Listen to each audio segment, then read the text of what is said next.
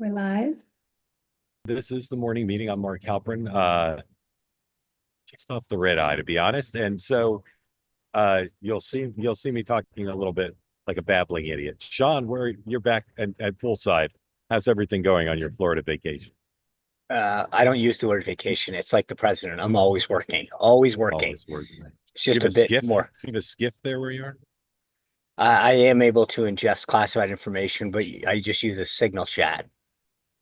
Yeah. Do you know that anytime Dan gets on a plane, it's known as Air Force Dan, regardless of the aircraft. Oh, Oh, Good morning. So, peace, love, and understanding, yada, yada, yada. Presumption of grace, all, yada, yada, yada. Sean has a very large beverage, yada, yada, yada. Thank you for joining. If you're here on the two-way platform, be in the conversation by raising your hand and being part of our a variety of range of topics that we'll get to in just a moment after we run through the news of the day. If you're watching on two-way on YouTube or X, no smack in the chat. Enough said on that. All right, Mark, you've here's the done a White House. lot of shows in interesting places. Have you ever Yeah. done a show as you are now, literally on the streets of New York City? Well, Is I have this a many times. first? I've also done a show from the red eye, Yeah. which caused a backlash. No, I've done this. I've done it on the streets of New York many times. Okay. so you're All on right. a, you're not, Many, you're many not, you got to be on times. a hotspot because you can't. Oh no, This he's on is a sidewalk right now. no. But I mean, you can't just Yeah. do this off of your regular like phone Wi-Fi, right? No, I'm actually on my iPad Wi-Fi. I wish I could show you this dog sniffing my luggage right now. Better I'm hope it sure All doesn't right. start to rain. Put up the White House pool. Sean, what is Timcast? Timcast Timcast. is Tim Pool's sort of media conglomerate. So Tim Pool has a show every night for several hours that he does live in his West Virginia compound, and Timcast is sort of the YouTube slash other platforms. So they have multiple shows a day. So I've seen Tim actually in DC for a couple things. He's making a much bigger presence DC area. So they've got people now that are sort of correspondents, if you will, the way that like Steve Bannon has, Natalie Winters, they have people that are going to be doing that. So Tim Cast and Tim Pool are expanding their media empire. And what is the radio pool? AURN. American Urban Radio Network. That is, it's a largely black radio network, kind of the way that like you have a Cumulus or whatever, but they serve a lot of black radio stations around the country. Very sort of got a big history, a lot of interest. Anyway, it's been around for a while. Some very Yeah. big voices on that network. And I'll say again, and we're going to talk a little bit about the White House Correspondents Association in this episode. It's just so striking to not see the wires listed on the pool, because throughout our lifetimes, the wires have had their own slot, and as we've said repeatedly, they don't anymore. President, pretty light schedule today, at least as of now. 4:00 participates in the swearing in of the chairman of the SEC, and then Caroline Leavitt, and that's closed press. Caroline Leavitt briefs at 1. So in theory, today we will not see the president, but we shall see. The vice president is in India, gave a speech earlier today. We'll show you some of that in a moment. 4:00, RFKJ has a press conference about eliminating certain food dyes. Marco Rubio and Steve Witkoff are meeting with the Qatar Prime Minister today to talk about peace talks. Tesla, Elon Musk is doing the Tesla earnings call after the close today. Congress is still out. Supreme Court is hearing a case today on a really interesting question. Should parents be allowed to take their kids out of school if they don't like the books that are being read that day? Seems pretty clear cut to me, but we'll see what the Supreme Court says. All right. On the economy, which is a very big issue today, the IMF is meeting in Washington at this hour. They're supposed to release their forecast for the world economy. Their preview said not a recession, but a severe economic dislocation caused primarily by the president. Headlines today for the president, not particularly nice regarding the economy. 103A, this is the story lots of people are talking about, which is a brutal lead about how poor the markets are doing right now under the president. No Dow headed for worst April since 1932 as investors send no confidence signal. Few think administration's negotiations with trade partners will yield results soon enough to ease the strain. 103B, Wall Street Journal looking at gold, which you can see everybody's putting their money in gold. You know Sean, what? you put any I money do. in gold this I week? put a lot of money in Bishop Gold Group. Use code Yeah. word Sean. Yeah. It's the place to go. But you can also get silver, titanium, platinum, any other. I rather than buy my gold on the web, I call the 800 number and I say, "Hey, Sean told me to call." And you know what they That's what always I say? like. They say, "Who's Sean?"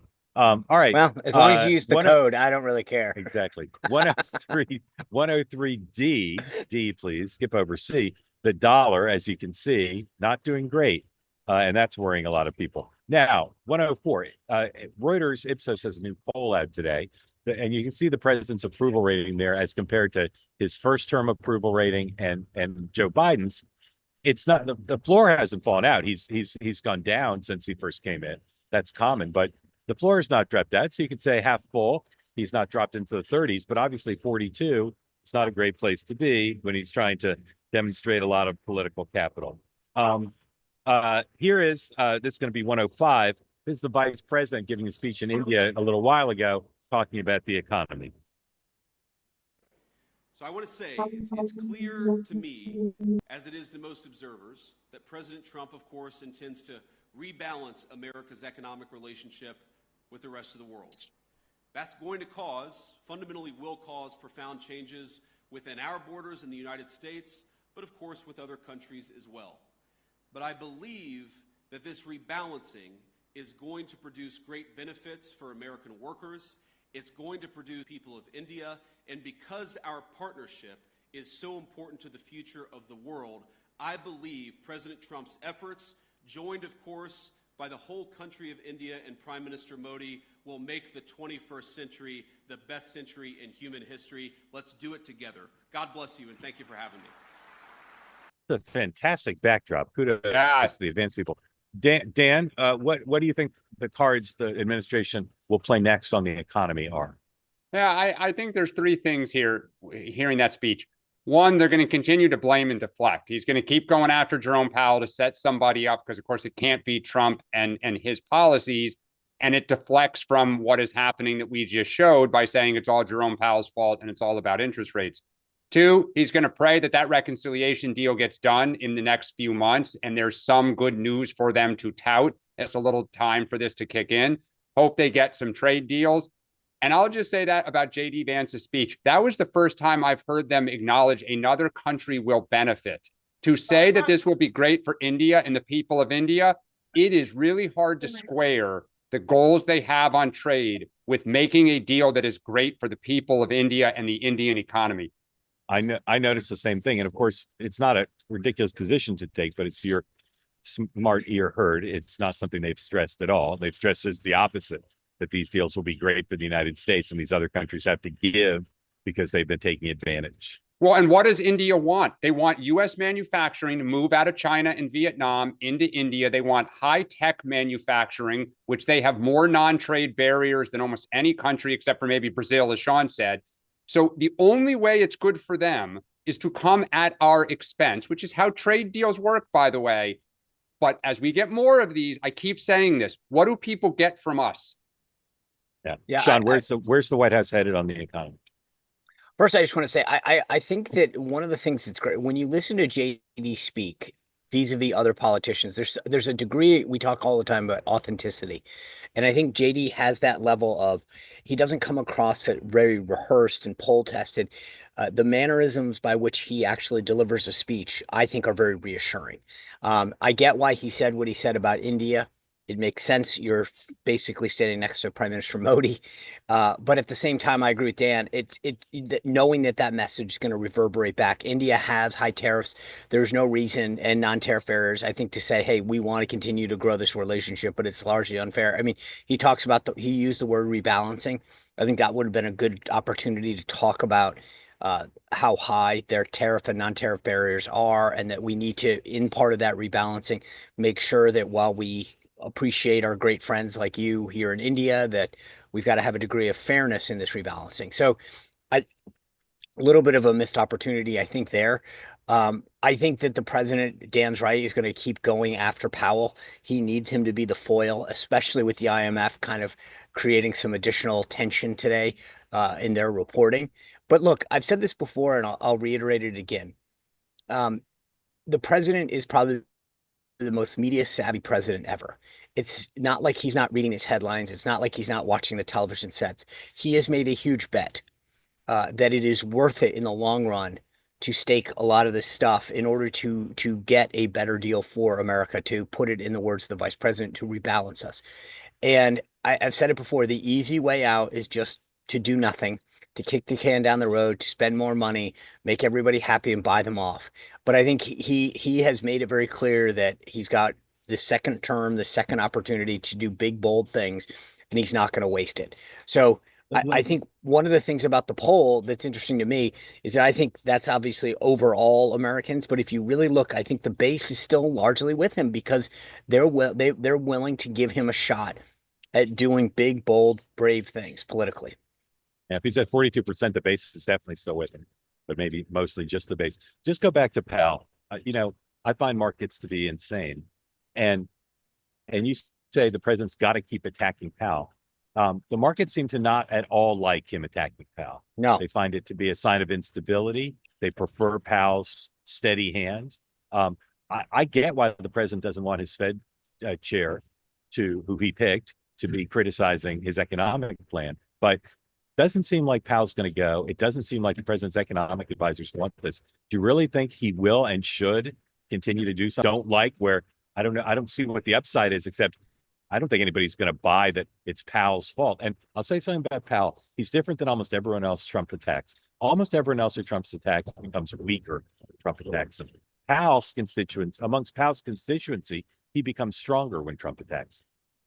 Well, I think because that stability that people in that financial world seek, but they know. Isn't stability the main thing the president should want and his advisors want right now? Yeah, but the president, thing? Yes, but at the same time, the president recognizes that he needs somebody to talk about that. The guy that's not allowing interest rates to fall, which was kind of, I think, part of his plan. He wanted to be able to do this, have the interest rates fall, get the economic gain that comes out of that. That didn't happen. But again, I'm not interrupting you. We're having a conversation. Attacking Powell is not going to cause Powell to lower. No. But I think, but this is, I mean, Dan brought this up, and he's right that this is a political foil. This is saying it's his fault. This is who's like, if you want to be pissed at somebody, but no one's buying that. The markets aren't buying that. Oh, the markets aren't buying attention. But who's gonna win if people in MAGA say, Trump's right, it is Powell's fault? How is that false? How is that a win? It only creates instability because it keeps the base together. That's all he cares about. It gives him something. It's a focus. Go this way. Focus over here. I mean, Mark, I think cares about. It's just redirection. It seems insufficient to me. All right. It's like blaming. I mean, but so many times when people blame an institution that can't do anything, I mean, it's just giving you somewhere to be frustrated with. Right. But if Trump attacks like a Mexican-born judge in Indiana, then the base loves it. And no one really cares. And the judge doesn't get any stronger, except with, Adam Schiff. But if he attacks Powell, it has a big negative downside. That's why I say Powell is a different foil than most people Trump attack, because Trump pays a price for attacking him. And in the current moment, to me, it's the ultimate price. Attacking Powell apparently caused the markets to collapse, and it undermines the confidence Trump needs business leaders and the investment community to have that there's actually some sanity here. And so I get the upside, but he can attack 50 other, he can attack Chuck Schumer, or he can attack the deportees. There are plenty of people he can attack to rally the base. I just don't get the cost benefit analysis of attacking Powell after yesterday. I just don't get it. He can rally the base a million other ways. All right. Hegseth did a long interview this morning on Fox News. If you've been following this story, nothing he said in tone or substance will surprise you. I'm not going to play the whole thing because it would take almost the rest of the show. It's very long. But it left in place the mystery of what his posture is towards his close, longtime friends and allies who were removed from their jobs and were very unhappy. Here's just a bit of this. This is going to be 108 of Hegseth explaining, I say in air quotes, the departure of these aides. 108. Over the last few days, your senior advisor, Dan Caldwell, Darren Selnick, Colin Carroll, who was your chief of staff, deputy secretary of defense. The other one, Darren, is now former deputy chief of staff, were let go. Did you let them go? Right. It was a result of an investigation ongoing at the Pentagon where we identified there was sufficient evidence, potentially, again, there's an investigation ongoing that will have to complete itself, sufficient evidence to believe that they or others near them were party to leaking. And then I have a statutory responsibility, Brian, if I believe that's the case, to ultimately ensure they no longer have access to that and that the investigation commences. There are a lot of ways to communicate in this building. I do it every day. I was just doing it this morning. Official channels by which we communicate classified information. If you want to do it and do it the right All way, right, shorter Pete Hegseth, yada, yada, yada. He doesn't say anything. And I give credit to Brian Kilmeade. I thought he asked almost all of the correct questions. But it is still not clear to me what's going on. I'll tell you what is clear to me.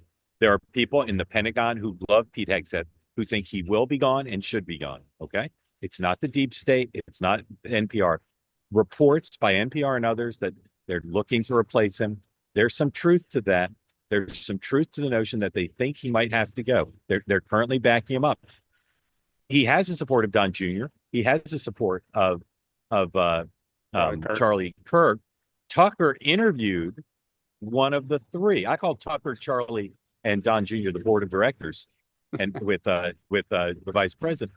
Tucker interviewed one of these guys, and it was a relatively sympathetic interview. One of the guys who was fired, who's very unhappy. So I consider this to be not just a great gossipy parlor game, but a significant question about what's going on at the Pentagon with someone whose organizational skills were questioned by people before he got the job. So, Sean, do you have any idea what's actually going on?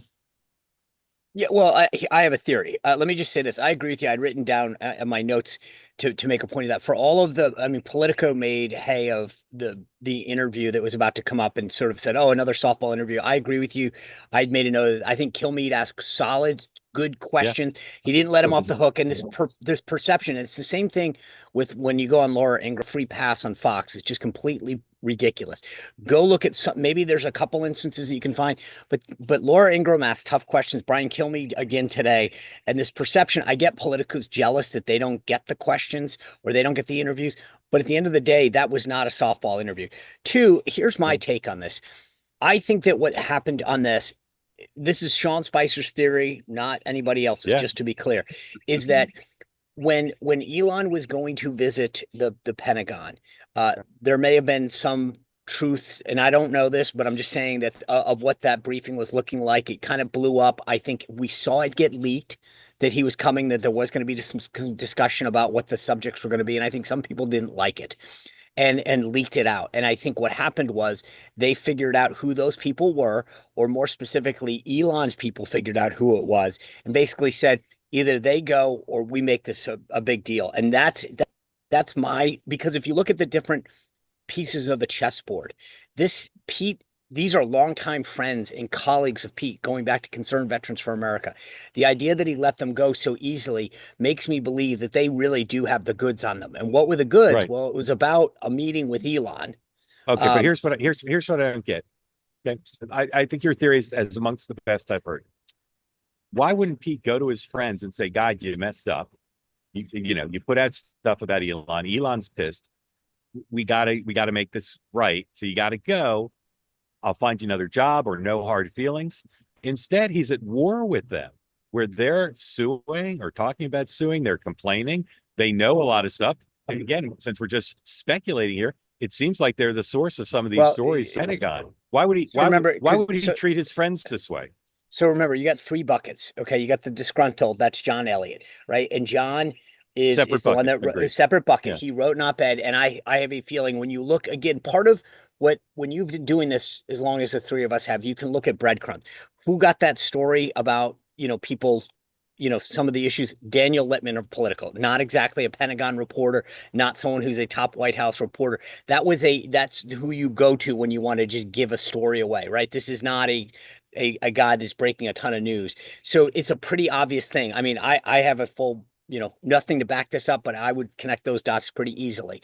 Then when you look at bucket two, it's his former chief of staff who has become a special government employee. So that says to me that guy bought in on the deal. Okay. Then you've got the three other top aides who are pissed, right? My guess is that, again, purely speculative, is that these guys did what they did And then it got found out, and Pete says, "Hey guys, you got to go." And they go, "Are you kidding me? We were defending you. We were the ones looking out for you in the building." And by the way, but I mean, I think that there's a little bit of where these guys did something maybe without his express knowledge or permission, but it was kind of blind eye-ish or something like that. And now they're like, "Are you kidding us? We're paying the price." Right. And But how Dan, about but Dan, just to throw it to you by saying this, I'm not saying Pete Hegseth handled it wrong because he should be nicer to his friends, although I celebrate people being nice to their friends. I'm saying he's created a monster now that can come back to bite him with these three guys, and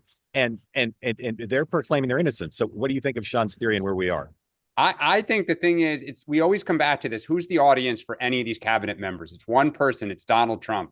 And what is Donald? How did Hegseth save himself? He savaged everybody, right? It was us against them. I think, Sean, your point, and I said this a couple of weeks ago, I wondered if this is about Elon Musk, if Musk was pissed, if Musk was seeking revenge, because there are also reports that he's tried to get into other kind of contracts in the Defense Department, that he's been blocked. I think Musk tried to get him. They were defending their boss. It was us against Musk. Musk had the goods. And I think Hegseth, to save himself, said, I'm either going to turn on these guys full throttle, turn on MAGA, turn on everyone to save my own ass, because if it's me against Elon Musk, I'm going to lose this battle. Well, again, if there's no question it's about Elon, right? I mean, we know what the story was about. The story that was leaked was about Elon. But Pete said this morning in the news reports, it said there was also stuff about the Panama Canal. It wasn't just the Musk story. Now, you might be right that the Musk story triggered it, but he claims there are other stories. Raise your hand if you want in on the conversation. I never read the chat, but sometimes I glance at it. I see people saying, move on, this is boring or whatever. I'm telling you, one of the biggest stories in the world right now, besides what's going on with the economy, is the chaos at the Pentagon and at the National Security Council. You can say it's because of the deep state or it's because of the backlash against neocons. You can attribute it to whatever you want. But I'm telling you, America is safe as it needs to be right now because there's chaos in two of the three places that are supposed to protect American security. The Rubio State Department is being roiled by a bunch of stuff, but it is a sea of Pacific tranquility compared to what's going on in these other two places. And that matters a lot if you care about the functioning of our national security apparatus. And I wonder if this were Kamala Harris's administration and her Defense Department was a complete you-know-what show like this is right now. All these people in the chat who would be saying, oh, no, we're safe. It's war fighters. Like, it's a mess. Well, look, I will say this. I don't think that our country is any less safe because there's a bunch of people at the top that are causing some staffers. Sean, the senior military. There's more to it than that in both places. No organization would ever go to the Harvard Business School with a case study that this is the way to be efficient and prepared. No. Look, I'm not saying that you want this, but what I'm telling you is that I don't think the country is less safe because there's some turmoil at the senior ranks of the civilian, of the appointed staff. My guess is that Pete brings in, he's already apparently made some moves to bring in some people at the top. He's got a retired 06 that's coming in off active duty to supplement his senior staff. He's a pretty junior I think person. this will be. I'm sure he's very. I was intrigued by the description of how that guy was. Person. How do you describe Junior? He's an 06. Army 06. I mean, he's not a flag officer, but I don't know that he's junior. He doesn't have the experience of running the most complicated building in the world. He's got military experience, but he doesn't have managerial experience running the building, and running that building, as you know, is a very difficult thing to do. And he's working for a secretary who people would like to see bring in people who've learned how to run the building, not people who are captive of the deep state. I'm just telling you, this is not my opinion. This is the opinion of people on Capitol Hill, in the White House, in the national security apparatus. Many are MAGA who say this is not a good situation.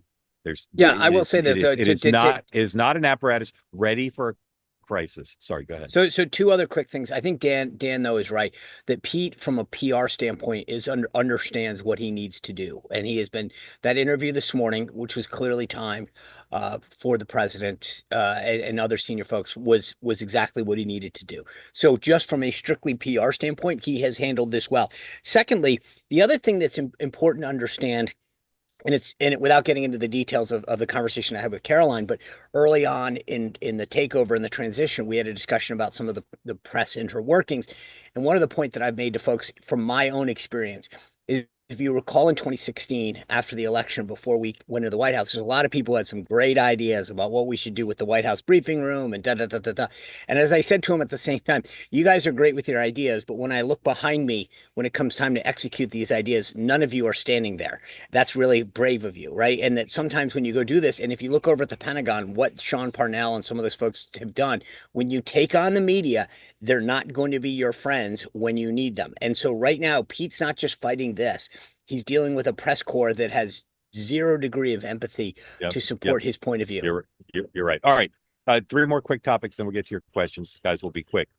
Kilmar Ábrego García is absent from almost every news website and news broadcast I consumed in the last 12 hours. Literally not mentioned after being the lead story for many days. And even though there is turmoil around the Pentagon, the president's support, Caroline's support, etc., suggests to me that story may be done, barring revelation. So, well, and Don, Tuesday, you mentioned this before, but Don and Charlie carry a lot of weight. Yeah, I agree. So from now until Friday, who will get more news coverage, Pete Hegseth or Ábrego García? Dan? Hegseth, because there's likely more shoes to drop. Not sure what else you're going to say about Garcia. Sean? The Pope. The Pope. Kudos to Dan, who predicted correctly that the Pope would go to the president would go to the Pope's funeral. All right, one sentence from each of you on the coming White House correspondence. By the way, I will say this, Dan. I'll kudos echo Mark's kudos. So, my initial disposition was based on some of the comments, the back and forth that he had with the Pope and the Pope's critique of him, but recognizing both the First Lady's identifies as Catholic. Secondly, I think he looks at this as a great opportunity to be on the world stage, and it's sort of, sometimes you get clouded by the short. That was a good long-term play. Yes.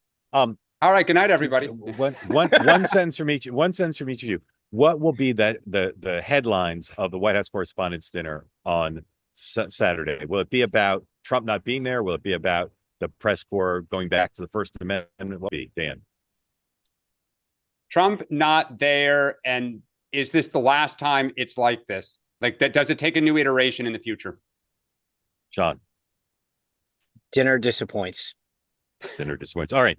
Rahm Emanuel was on the Gavin Newsom podcast, and the very last question from Gavin Newsom revolved around the prospect of Emanuel running in 2028 for president. Here is that exchange. It's the last question, and I don't want any bullshit from politician. I don't like those political answers. Are you or are you not running for president of the United States, Rahm? I want to know right now. None of the BS. Whatever they made up. The American people will decide. What is the answer? Here's the answer, which is, if I think I know the answer to that question, which is the question I said, which is, what is the fight for America? And I have something to contribute to that. I'll deal with that. But if I don't think I have something that over yourself, Governor, my governor here, or other governors, that I think they're doing what I would do and enunciating that, because being anti-Trump ain't going to get you squat in 2027. If I have something to say, and I've never been shy about saying it, and I don't think anybody else is saying it, and I've thought through in my head how to do it, I'll deal with that. I got to offer something first that I think the American people need to hear. Well, we heard a lot today, and I really appreciate it. I like the record to show, Governor. You were the first to swear on this show, not me. I don't. Bullshit's not even a swear word. Jesus, right, I gotta go. I gotta go. I love you. Talk to you soon. All right, Stephanie, I'm sorry about that. Apologize to your family. Sean, as a communications professional, what did you think of Rahm's staging and his answer?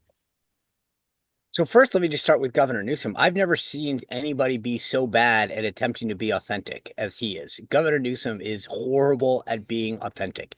He can't even fake it. I think Rahm, I don't know. Like I have mixed feelings in that because it was sort of it was a little bit of a weasel answer, and I was surprised by that he didn't answer it better and more. I don't know. It wasn't horrible, but it wasn't good in terms of Rahm's answer. And I think I just have a lot like I think Rahm is so much more of a political animal that he would have thought about how to answer that question better. But it just seemed like he looked like he was sitting in a cube at a private equity, and it did not come off well. And you have to know that you're going to get asked that question. I mean, that's literally the surprise it didn't come up earlier. Dan, I agree with everything Sean said. I thought it was horrendous. What did you think? I totally disagree. I look, the staging, like his backdrop looked like he was like Dilbert in a cubicle, but forget that. But First also off, the camera was shooting up his nose too. Yeah, I mean, okay, but get past that. One, I thought actually Gavin Newsom was great, and I actually think more of that, please.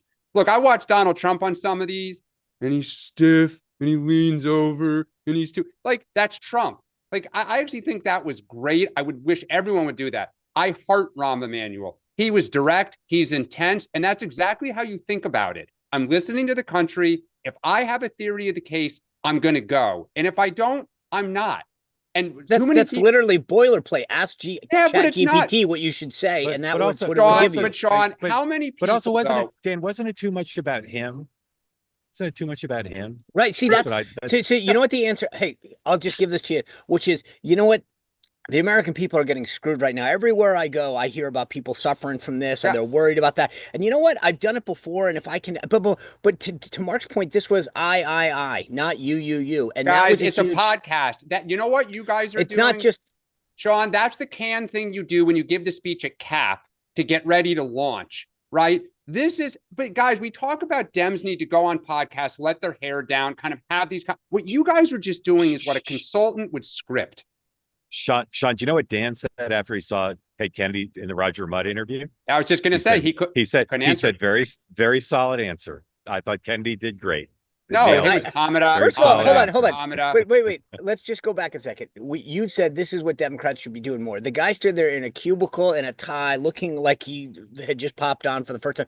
This isn't some rando one-off podcast guy who's doing it. You know you're going to get a lot of attention because it's Gavin Newsom. You know you're going to get asked about president. And to me, again, this isn't about like your full glam squad going into the studio. But he didn't even look like it. I don't know. To me, that was not the Rahm that I expected. You know what? I think the average person, they're F-bombing, they're cursing. Guys, if you do 50 of these in 3 years, no one's going to remember what Rahm Emanuel you're right. I agree. Because we talked about it for 3 minutes. No member of the two-way community will ever forget that interview. All right. Stephanie, welcome in. Again, my apologies. Unmute. Tell everybody that Cutie's name. Well, Gavin should apologize. Yeah. Thank you for joining. Tell us where you are, everybody's name, and what's on your mind. I'm in Minnesota, and this is Frankie. Say hi, Frankie. Hi, Frankie. Hello, Frankie. They're home from daycare today, so I do this as my day to try to get on. All right. Well, thanks for joining. What's on your mind? On my mind, I'm switching topics, but I was listening to Megyn Kelly yesterday interview the author of a book called An Abundance of Caution about the decision-making that led to the policies, in COVID. And like about the school closures, especially how once Trump said we should probably reopen the schools, then all of a sudden it was the worst idea ever. And it made me think that we're doing the same thing now. Like the lesson never gets learned that if Trump says we should probably deport illegal immigrant criminals, it becomes this horrible thing. And it's like, it's obviously a good idea, but it can't be a good idea because Trump said it.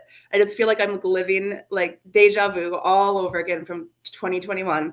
And here we are again. It's like, I'm the crazy person for thinking that's common sense idea. It's right. Stephanie, those are two great examples. I give you another one, which of course is saying that the virus originated in a lab rather than the wet market.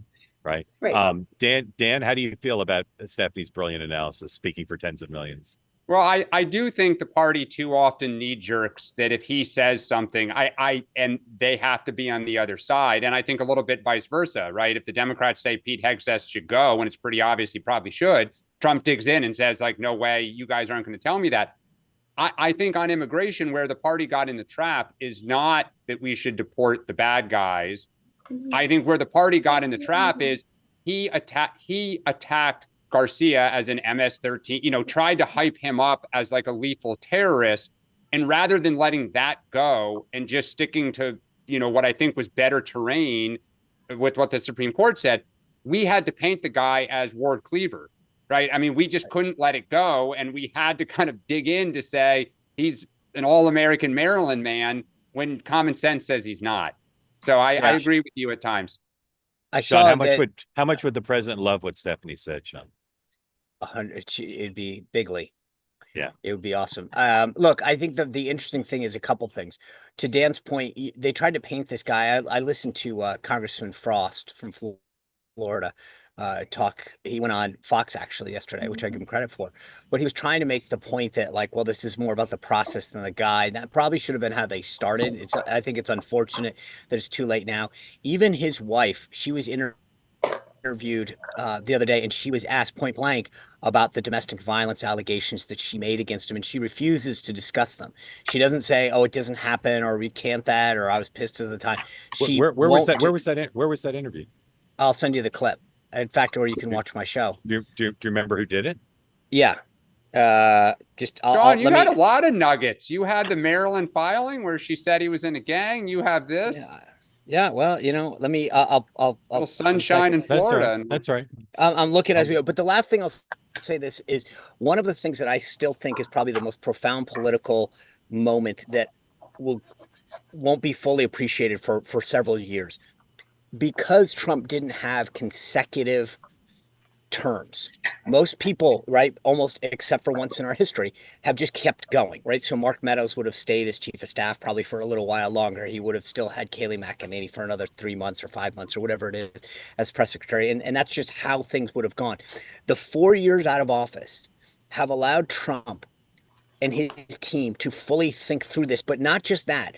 But this goes to your point, Stephanie, is that I think we as the American people rarely get to see the consequences of our voting. So people sat through 4 years of Trump. The media went after him, savaged him, and said, this is horrible, whatever. And then we had 4 years of Biden, and we went, whoa.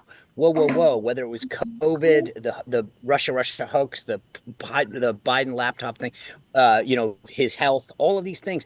And we said, wait a second, maybe those Trump policies were a lot better in context now that we've seen how Biden handles the economy and COVID and foreign policy, and how yes, do you not agree, Frankie? Sorry. But I think that like this is the ability to look at two administrations' policies as voters and say, which one do we think actually is moving the country forward, is get that opportunity to do. And I think because of that, we can actually go, nope, I'd rather have this than that. I will say a lot of those COVID policies were Trump's. I mean, it was actually Ron DeSantis who was the first to start really pushing for schools to reopen. I mean, Trump kind of came behind on that stuff. But then he was called Death Santis. It was like he was a villain because of being smart. And it was where he was going in 2023. He was going to try to run, to Trump's right on it until the court cases happened. I mean, anyway. Frankie, I'm sorry this show is so boring, but I hope you have a great day with Democrat. I pointed at her favorite guy, and she pointed at Dan. There you go. Frankie, have a great day with your mom, okay? Bye. Stephanie, thank you. Grateful to you. Thank you. Bye. Please come back. Okay. Drew, welcome in. Tell folks who don't know where you are what's on your mind, please. Yep. Thank you for having me. From Charlotte, North Carolina. And one thing just on my mind, I guess, is mostly when it comes to like deportations, you had this whole, 4 years of Biden essentially just letting people in. And now it seems like the courts, specifically the Supreme Court decision over the weekend, to just kind of knocking down Trump's ability to kind of get these people out.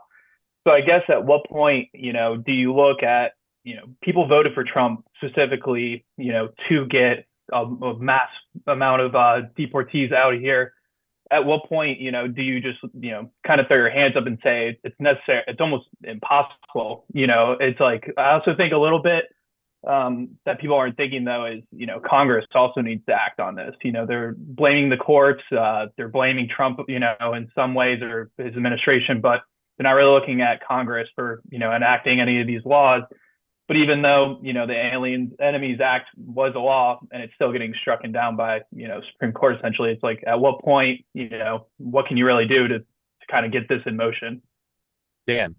Well, I think it's a great point. I think there's two different things. There is stopping the flow at the southern border. Trump deserves tremendous credit for what he has done. The numbers don't lie. It's remarkable. And it's a huge success that he ought to tout more. The second part is then how do you round up 20 million people and get them out of the country? This has always been a question that people have said, I don't know how he's going to realistically do this. How do you identify the people? How do you make sure that innocent people aren't swept up in this, right? They used tide to say, we think you're gang members and you need to go. And once you're out, like, hey, sorry if we got it wrong, but it's too late. And I think this country affords a set of processes, both for people who, for citizens and for non-citizens. Like, it's why we love this country. You can't just discard that because you want to do something. Because then, as Joe Rogan said, if Kamala Harris comes in and has a different set of priorities on a different issue and says, well, we're going to skirt some of this because more people voted for me, right, than J.D. Vance, I'm making this up, I don't think that'll happen, people would freak out, right? It's just, it happens to be what you support, and a lot of Americans do, but we have protections in this country for a reason. It's what makes us great. I think that for the last 4 years prior to President Trump, no one seemed to worry about the rule of law. People came endlessly into this country, and no one cared. From the media, no one. Oh, the voters did. The voters did. Sure, fair enough. But if it wasn't for them, and they issue an election, the Dems, that party, there was no autocorrect. Like, you guys didn't come to your senses. The voters did it for you. Well, Sean, and Biden changed things to make it easier for them to come. He had that authority. It was idiotic, but it wasn't that we blew the law. The guy just changed asylum rules. No. Actually, it is against the law to enter the country illegally. And when they were stopped, the CBP were told, don't stop them, right? They didn't come through ports of entry. So they were coming over the border. It's not like they came through a port of entry and were waved through, right? So for 4 years, we were gaslit that the border was closed and it was secure, and it wasn't, and we were lied to. And I think that there's a big difference now by how the president has handled this. Also, with the case with Garcia, again, this is just such a false argument. We were told he was this loving family man from Maryland that randomly got deported. The fact is that he came to this country illegally. He was ordered by a court to be deported, and he is, according to his own statements, and the Prince George's gang unit, regardless of his tattoos or not, he is a member of MS-13. I don't know why that is something that is of concern to a lot of people. He was given an order of deportation by a court. And then he was ordered not to deport. Then he was ordered not to be deported. The Supreme Court, the conservative Supreme Court. No. It had to say that he should be facilitated to come back. Hold on a second, because I reread this weekend. I read it on air yesterday, and I'm going to keep pounding this drum. They said it is indisputable he was not to be deported. The separate question is the word facilitate to get him back. But he was ordered not to be deported. There is no dispute about that. But that was after the fact, right? So that's he had already gone. 2019. No. Full stop. He was ordered. The Supreme Court said it. Even Samuel Alito did not disagree with that statement. Okay. Well, the bottom line is, I do think that the Democrats paid the price for allowing the borders to be open. And look, I feel like we've gotten to a point now where this is what Trump should be focused on. And then to your question about how do we round people up, I think the president made it very clear during the campaign, and I agree with him on this, that we should be focused on people who have overstayed their visas, who have broken the law, and then go down the list. But the bottom line is, if we start going down a path where you get to decide what laws you follow and what laws you don't, we are by nature a country of laws. Entering the country as your first act illegally does not speak well for somebody that we should want in the country. If you don't like the laws that we have and the immigration policies, then we need to change them. I am a big, huge advocate of the fact that we should use this opportunity as Republicans to legislatively change the immigration system, funding-wise, visa-wise, etc. But you don't get to just decide what laws you follow and don't. Thank you for making my case, Thank you, Joe. Thank you, Joe. Lance, welcome back. You are a two-way fan favorite, just so you know. Chat lights up as soon as you appear. So we're grateful to have you back. So tell people who don't remember where you're from and what's on your mind. Okay, my name is Lance Stillman. I'm from Charlotte, North Carolina. And there's just a lot going on that I could talk to you on both Dan and Sean.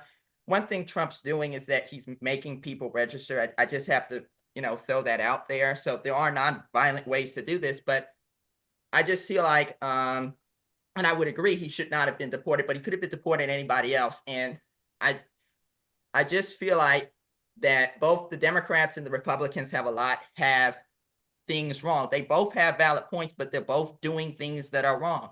Why do you have to be so extremist? I guess that could be a question that I have. But I also think that instead of trying to fight a war against the Fed, because Trump's never going to win that, he should just lower the tax rates and just corporate tax rate on a corporate tax rate so they don't get overloaded with debt. And he should just move on and just raise the taxes in another sector of the economy. Just get rid of it. Yeah. So I'm just kind of nervous. Okay. That's all right, Lance. You're doing great. Sean, reply to Lance, ask him a question, whatever you wish. No, I think Lance is right. I mean, that's why the focus is on reconciliation and trying to move this tax bill as quick as possible. And the problem, Lance, is that they can't go quick enough. There's just it's not. And I agree with you, because frankly, my answer to a lot of this stuff, as I said the other day, is what we should be doing is trying to get companies to come, reshore, stay, etc., expand here through tax policy, through through regulatory reform, because the tariffs are good short term, but I think long term wise, why you want to stay and grow is because of regulatory relief, of tax structures, things like that. So I would argue that they need to buttress this with that. There's only so quickly, though, you can move through the legislative process. And I think that's why he's attacking Powell, is because I got to wait a couple months for that other piece to happen. So what can I do in the short term is look like I'm fighting for the American people. Okay. Yeah, and I'll just say, though, I mean, like, why is it moving slowly? Because they're debating about what services to cut and how harshly. Oh, and it just takes a while. I mean, what services to cut? I think it's about Medicaid and Medicare and the two factions in the Republican Party fighting over, are we going to, but we'll see. The proof's going to be in the pudding. Lance, how do you feel about the tariffs? Okay, so very complicated argument. So every single other country in the world has a value-added tax. We cannot compete that. We cannot compete against that. But a tariff, I understand the principle that we have to take action, and that's my principal concern with the Democrats. They don't have anything, and they just wish to kind of like virtue signal on this. The Republicans are taking action, and that if it's kind of like, I don't wish, well, we have to have some trade barriers. We can't continue. We're losing, and we have to stop losing. And so the tariffs will stop us from losing, but at least preserve the status quo, but they also inflict pain on the economy at the same time. So I would prefer just to have a 10% value-added tax. That's something Andrew Yang's in favor of. But I don't think the tariffs are 100% bad, but I don't like the fact that they're inflationary. There are other things that we could do or complement with the tariffs to like prevent the worst possible outcome. Lance, thank you for that. Thank you for joining. Great. All right. Margaret, welcome in. Tell folks who don't know where you are, what's on your mind. Good morning. Thanks for having me. Can you hear me okay? Of course. Yes, ma'am. Hear you. Yeah, great. Good. I'm in Southern Nevada. It's a beautiful day. And I wanted to kind of circle back to that Supreme Court case that is going on now, because I'm going to disagree that the economy is more important. I think this is actually one of the most important stories that we've got going on right now.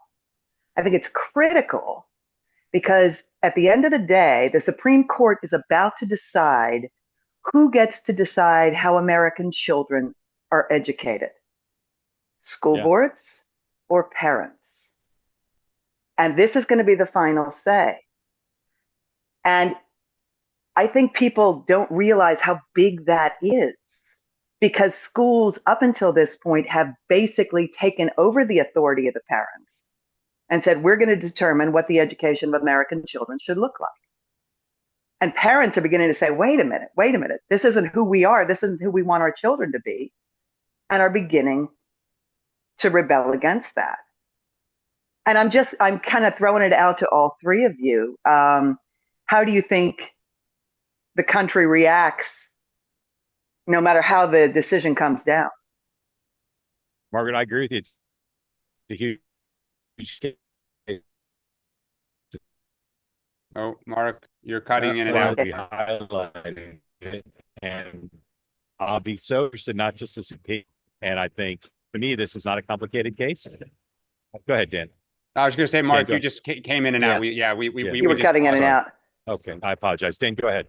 I actually don't know as much about it at all until Mark, you mentioned it this morning, and Margaret, what you're describing. I'll be very curious to hear myself. I think parents should always have the rights to determine how their children, should be educated. And, recently I look at San Francisco where the school board got voted out, or most of them did, because they were focused on the wrong issues during COVID and not what parents wanted, which was reopening schools and getting their kids back in. They were literally having meetings about renaming schools. Yeah. So Sean. look, I would just say, first of all, I think this discussion about what the court's agenda is over the next few months. Some of these cases that it's about to hear, birthright citizenship, the power of the executive, these are huge, all of them. And frankly, I think there's a lot that's going to come through this docket that could potentially reshape a lot of how this country operates. I think your point about education is crucial. I would be shocked if they don't come down on the side of parents.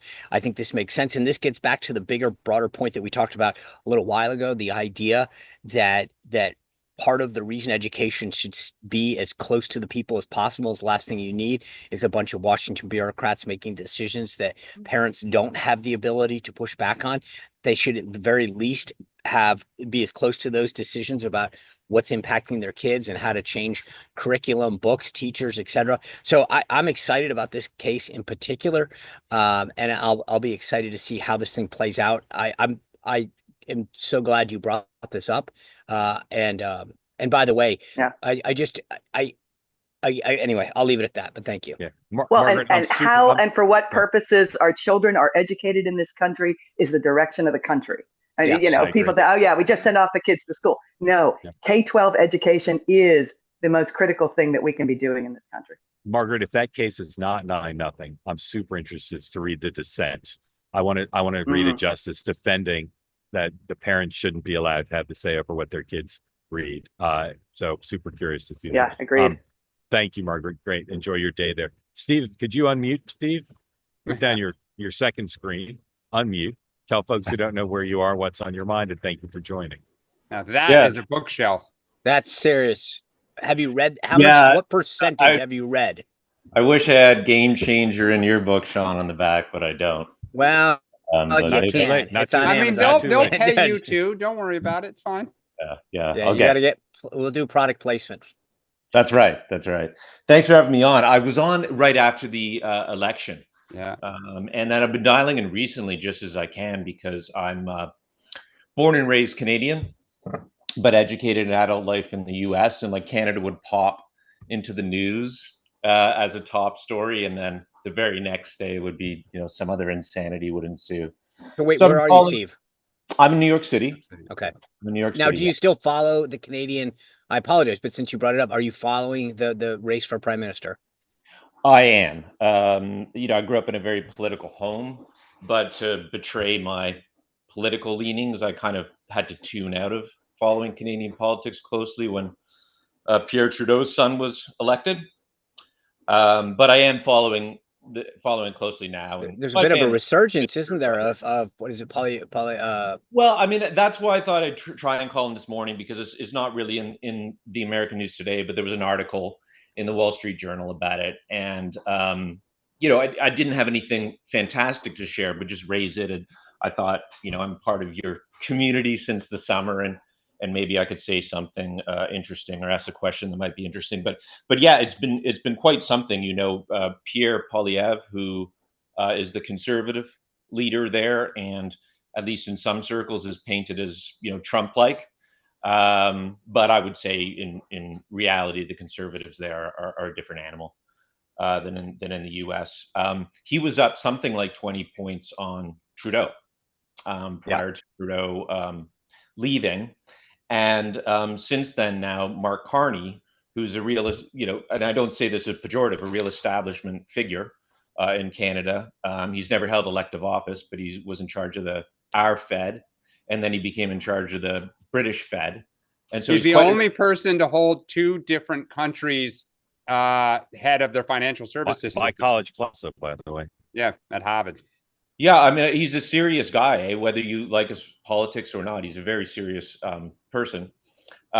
So he was nominated. The way it works in Canada is the prime minister, like president, steps down, and the party he represents is still in control. They pick a new leader, and that guy becomes prime minister. So Carney became prime minister, and he's skyrocketed in the polls, and is now up. I don't know. We don't have polls up there like you have down here.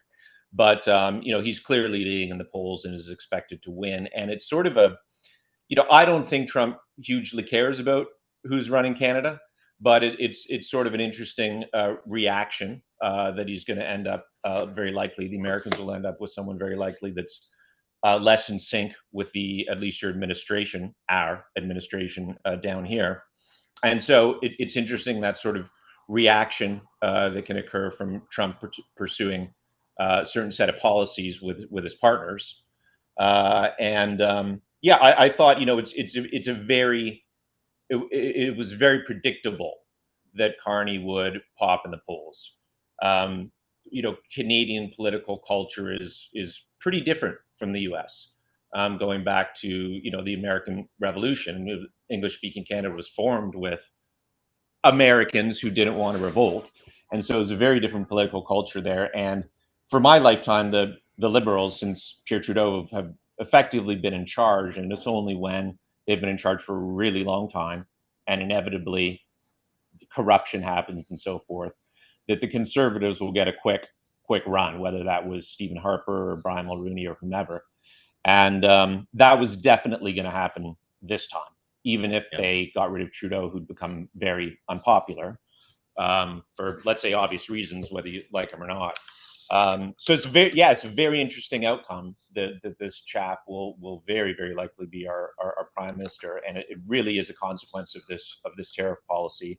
The Canadian culture, the Canadian sentiment, or sort of big brother or little brother, big brother mentality with the U.S.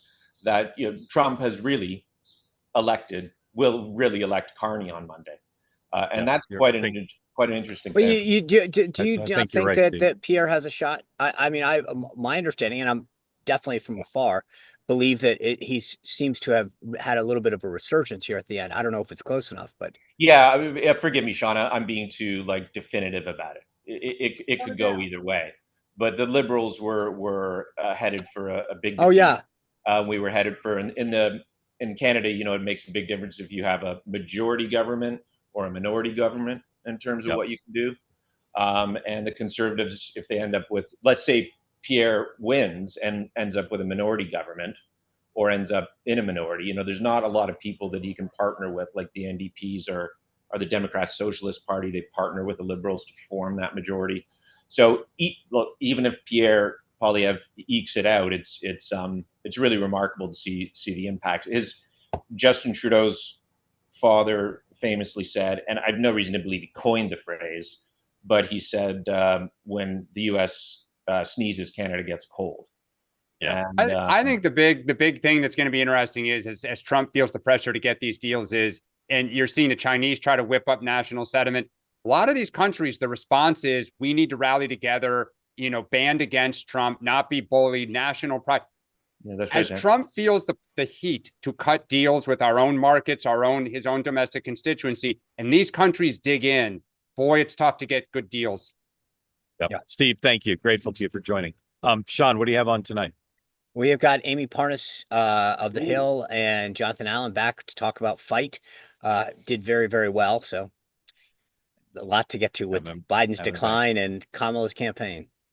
All right. 2-8 tonight, 6 o'clock Eastern time. Doug Sosnick, one of the smartest people in either party, has got a new deck laying out where he thinks politics are going. He's got an op-ed piece in the New York Times about the first 100 days, and he will be our guest. Please come loaded with your questions for Doug. And of course, we'll have a wrap up. Where are you going to do that from? Where you going to be back at some? I think Central Park tonight. I think the train station. Probably from the Rambles. Train station would be nice. But wherever I am, I'll have a stronger signal than I had for this program. And I apologize to everybody for that. Have a good day. We'll see you in 23 hours right back here on this program. Thank you for being part of the two-way community. Thank you. Don't forget to subscribe to our YouTube channel.